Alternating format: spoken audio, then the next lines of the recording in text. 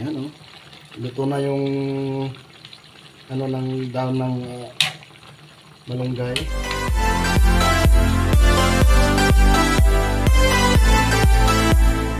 Mga ka-explorer, luto tayo ngayon ng tinolang manok.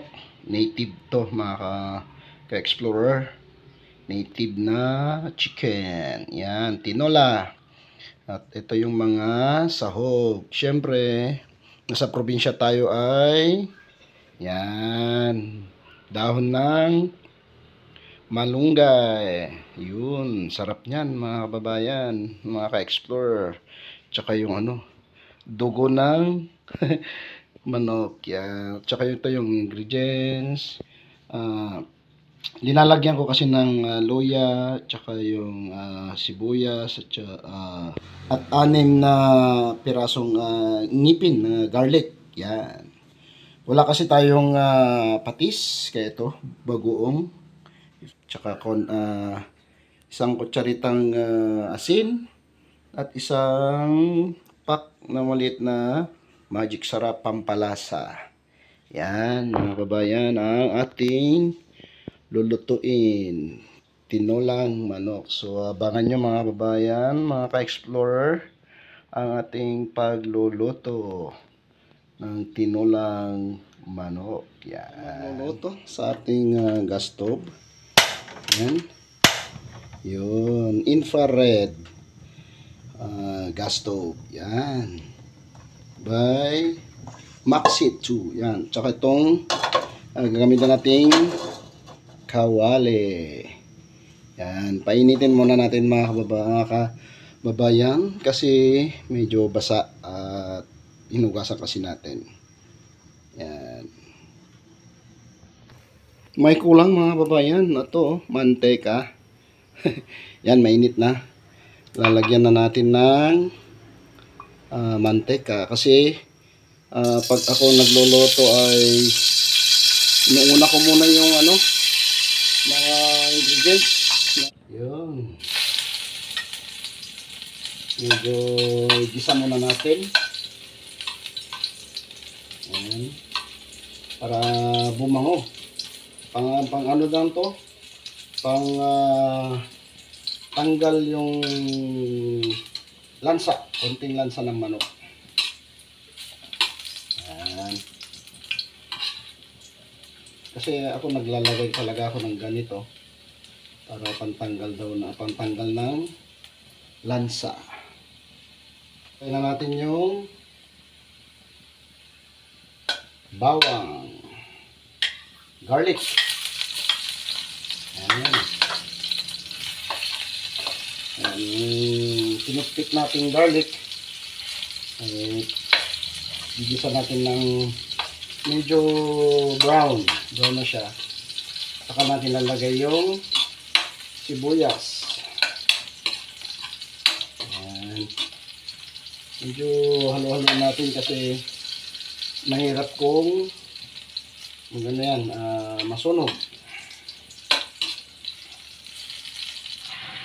Yun, linagay na natin yung manok, mga kababayan. Ito yung ulo. Sinasama ko to yung yung tawag dito. Hindi ko alam kasi yung tawag sa kasi masarap to. Inuulam ko rin.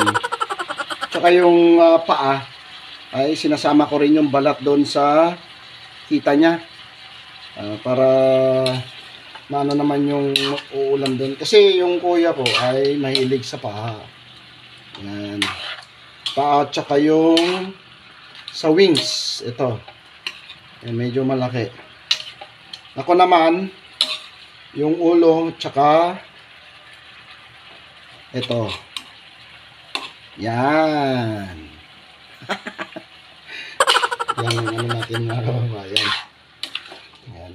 Ginigisa lang natin mga kababayan para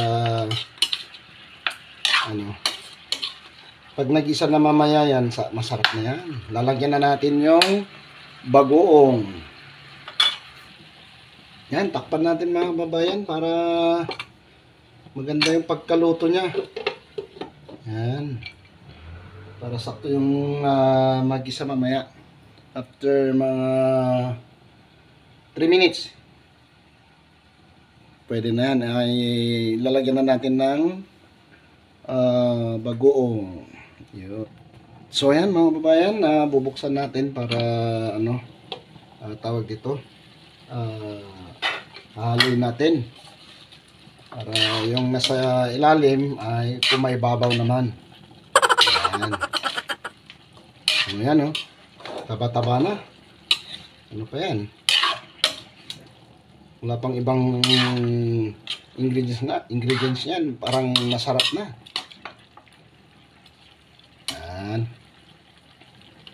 So, takpan ulit natin. Ayun. Sarap. Ayan. Good evening mga kababayan. So, luto tayo ngayon ng tinolang manok. Ayun.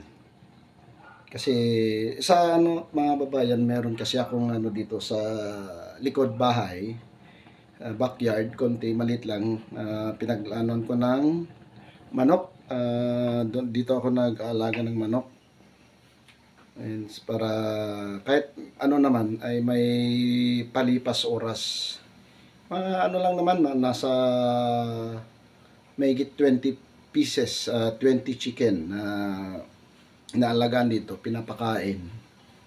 So, at least pag walang ginagawa, ayan, pinapakain lang, palipas oras lang at saka pang ano lang ng stress. Kumbaga pagod, ganun. Kumukulo na mga babayan. Wow! Grabe oh. Sarap. Ayan.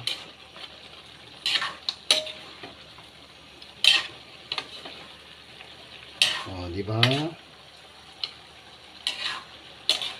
Oh, dami pang tubig. Nagtubig na.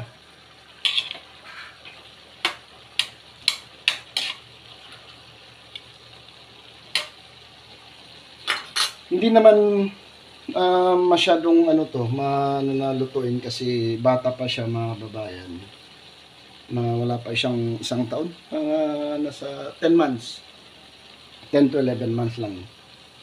Kaya madali lang to ito. Yan, kumukulo na. Yun. Sarap.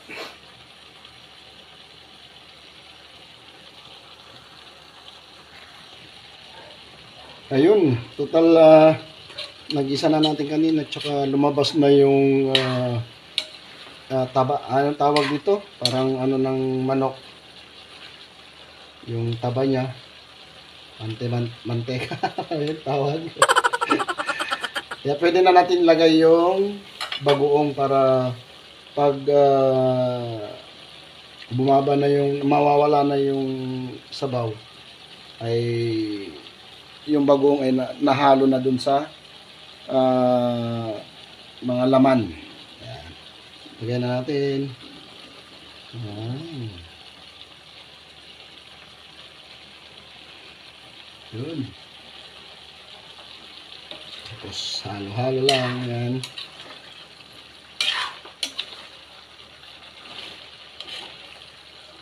Sarap kasi minsan mag-ulam ka ng ganito na may ano din, balat. Ayan. Ayan. So, iwan muna natin dyan mga kababayan. Tapos tatakpan ulit. So, mga 1 minute to 2 minutes. Yan. Haloin ulit natin. Yan. Haloin ulit natin mga kababayan. Para yung lasa ng bagoong at saka yung mga ibang ingredients niya ay may ano dito sa ano, sa karne ng manok. Ayan, ayan, wala. Tapos ngayon, hindi niya na natin tatakpan. So ayan, haluin na natin mga kababayan. Balik pa rin natin. Ayan, ayan o. Magmamantay ka na mga kababayan. Ayan. Medyo mataba kasi yung manok natin.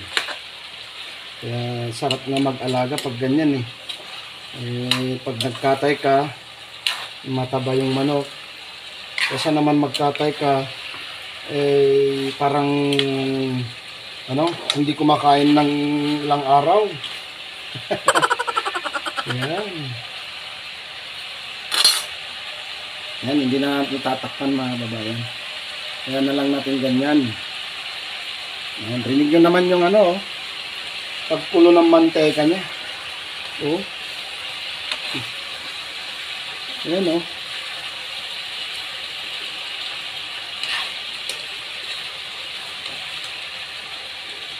Mga babayan, dalawang ganitong baso, malaking baso. Yan. Kahit kalahati lang pala. Isa't kalahati. Isa't kalahating baso lang. Pwede na.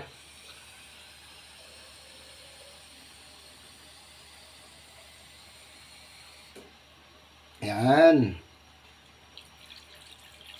Yun.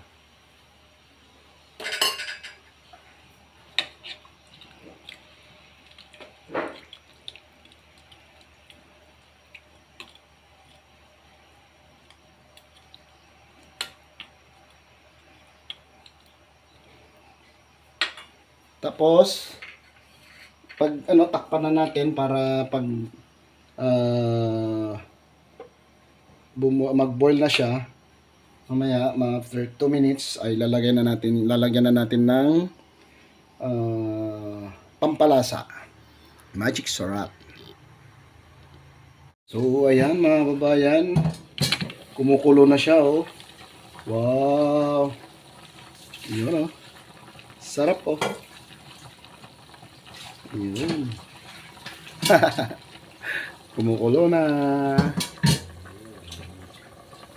Gawin natin para yung nasa ilalim ay umaibabaw naman. Yan. Para maluto parehas. Tapos takpan ulit natin. Yan. Mamaya na lang natin lagyan ng pampalasa.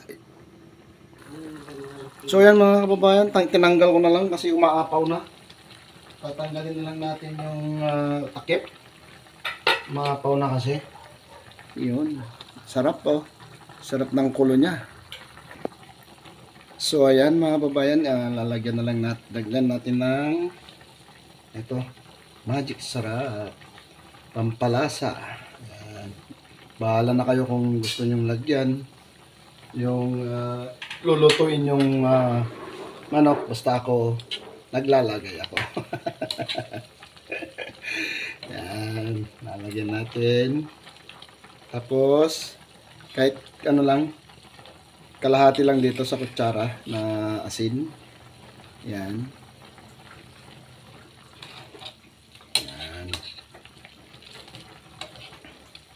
Pag kulang pa yung lasa niya, dadagdagan natin. At least mas maganda yung unti-unting dinadagdagan para sakaling linagay mo lahat yun. Nako, pag hindi mo na pwedeng tawag dito, hindi na pwedeng tanggalin yung sabaw. Tapos papalitan mo ulit. Wala na. Kaya konting asin lang nilalagay muna natin. Pero pag kulang, yun, dadagdag tayo. Yan. So ayan mga babayan, pwede na nating tikman kung kumusta yung lasa niya. Yan.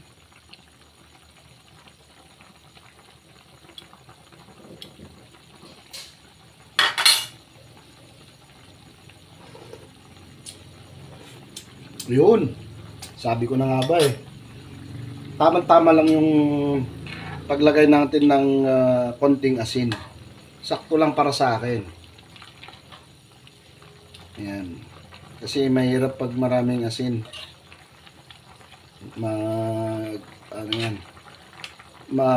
Tawag dito. magrereklamo yung ano natin, yung mga kasama natin dito na kasama sa bahay na kakain. So ayan mga babayan, pwede na natin lagay itong dugo ng manok. Hindi ko kasi linagay kanina kasi pag halo-halo natin baka magkadurog-durog. Yan. Lagay lang natin dyan sa gilid. Yan lang.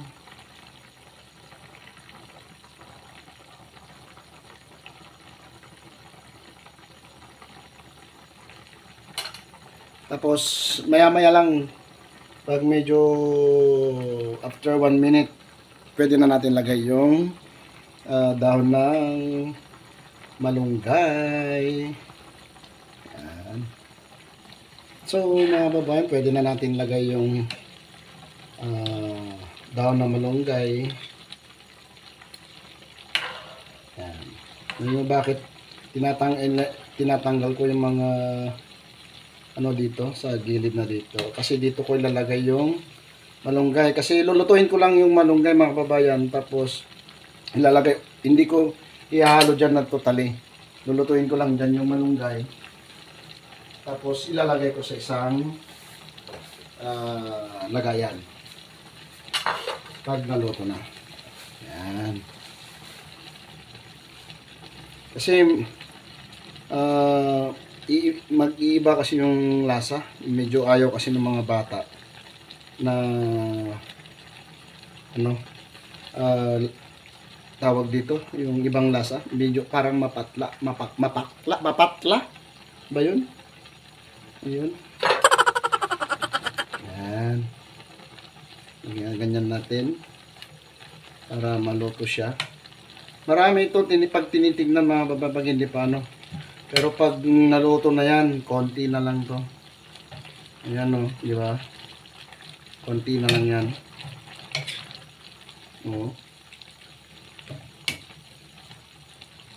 Yun. Marami pa. Sarap kaya ito mga babayan. Pag ako nagluluto, ito o kaya malunggay ay ampalaya, daon ng ampalaya.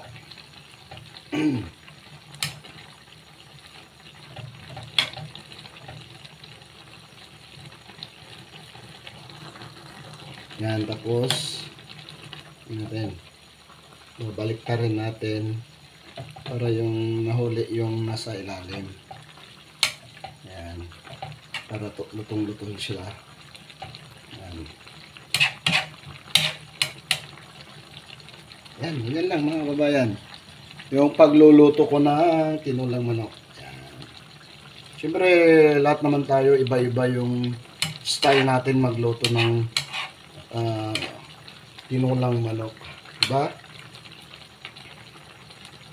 Yan. Diba masarap yan? Oh. Pwede na tayong kumain mamaya, mga babayan. Yan.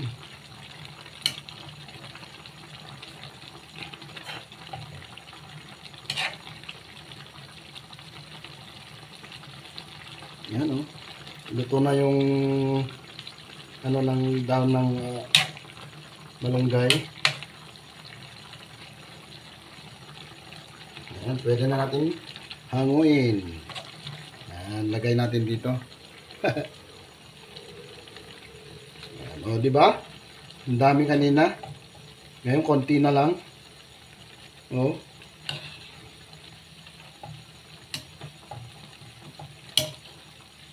Kaya pag may mga manok kayo dyan, tawagan nyo lang ako at ako magluluto. Kung gusto nyo tong style ko na magluto. Diba? Yan, balik na natin.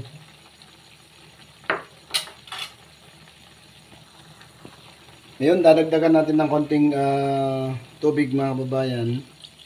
Kasi lalo na yung bunso ko, mahilig sa sabaw. Yun. Grabe yung bunso ko na yun. Ang hilig-hilig niya sa sabaw mula bata pa.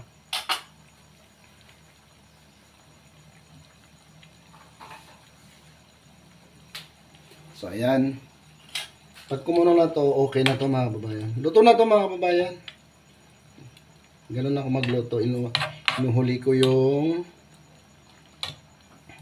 pangalan nun. Daon ng malunggay. Yan. Yan. O, diba?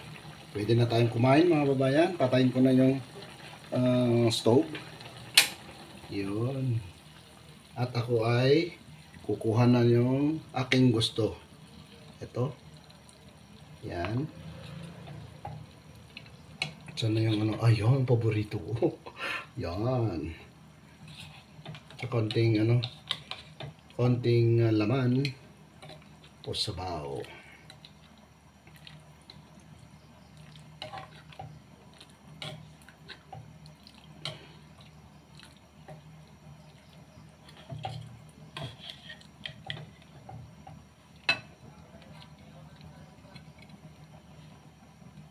Yan o.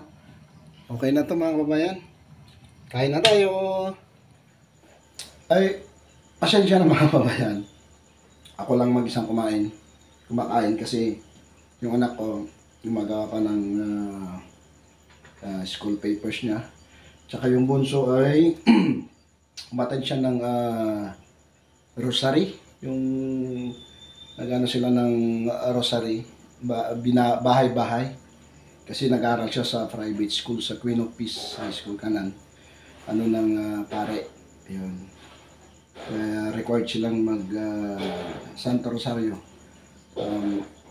Magdasal dito sa aming baryo. Tuwing gabi, mga bandang 7, binabahay-bahay nila yan. Nag-umpisa lang doon sila sa bahay. Doon ang unang pinuntahan nila. So ngayon, di ko lang, malapit na sila makatapos. So ako na lang munang kakain mga babayan. Yung kuya ko pala, wala din kasi nag-practice siya para sa IP presentation niya kasi siya yung isang representative ng IP barangay namin. IP means yung mga indigenous people. Tingyan. Kami po ay Tingyan Idlaod, ang tawag nila dito sa amin. Tapos yung nanay ko ay hindi pa raw gutom. Kaya masarap yung ulam, pero mag-isa naman akong kumakain. Kaya ayun. Masarap na rin. So ayan, update ko kayo mamaya mga kababayan. So ayun mga kababayan, mga ka-explorer. Ayun, tapos na tayong kumain. Yun, masarap. Siyempre, ako nagluto. Masarap yan talaga. Ayan. So, maraming salamat at pinagtisan yung pinanood yung aking pagluluto. Yung aking tinola version. Ayan. Maraming salamat. At ayun, mga kababayan, ako po ay humingi ng pasensya at pangunawa dahil sa mag-isang buwan na wala akong vlog. Yun. So, humingi po ako ng pasensya sa inyong lahat. Mahal kong subscribers. Yun. Kasi naging busy ako dito sa bahay. Yan. At nagpagawa. May pinagawa ako dito sa bahay. Tsaka nagpapinta na rin ako. Yan, tulad yan. Tsaka gumawa na rin ako nito. Ako na rin ang gumawa niyan. Tsaka yung ibang doon sa kwarto. Isang kwarto na yon sa bata ay gumawa rin ako ng mga kabinet. Kasi ako na mismo gumagawa. Yun nga lang, mistake, hindi ko na-vlog yun. Dapat blinag ko na lang sana. Pero dahil sa hindi naman po yung ako ay isang panday o kaya gumagawa ng mga kabinet, kaya ang ginagawa ko every other day or every twice yung pagkalipas ng 2 araw saka ako itutuloy ganun. Kaya kasi marami pa akong ginagawa na iba. So, dito nagpapinta ko, kasama ko yung kuya ko. 2 lang kami, pinta sa bahay.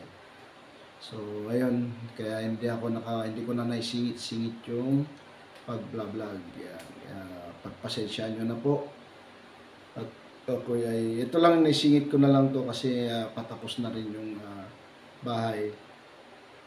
So, yan, makapag-vlog na rin sa wakas. Miss ko na rin yung pag-vlog at miss ko na rin kayo. Siguro may mga iilan lang o kaya may mga nakamiss din sa akin. May nababasa rin ako sa comment na naghanap sa mga vlog ko, yung mga updates. So, pagpasensya nyo na po. At ako'y nagpapasalamat sa inyo. At ako'y naalala nyo pa rin. Kahit na mag-isang buwan na hindi ako nakapag-vlog ay naalala nyo pa rin ako. Maraming salamat sa inyong lahat. So, ayun. Ito muli si Tercio the Explorer. Nagbabalik. Nagbabalik ba o ano lang? Parang segue lang ba o saglit lang? So, yan. Maraming salamat mga kababayan. Sana hindi pa rin kayo magsawang sumuporta sa akin kahit minsanan na lang ako nag-vlog. Pero pagkatapos ng lahat-lahat na ito ay mag-vlog na rin ako. So, maraming salamat mga kababayan. Huwag kalimutan mag-subscribe, like, and share. At pindutin ang notification bell sa akin. Pindutin ang notification bell para updated kayo sa aking mga may vlog ulit. May upload na videos. So maraming salamat mga kababayan. Bye-bye.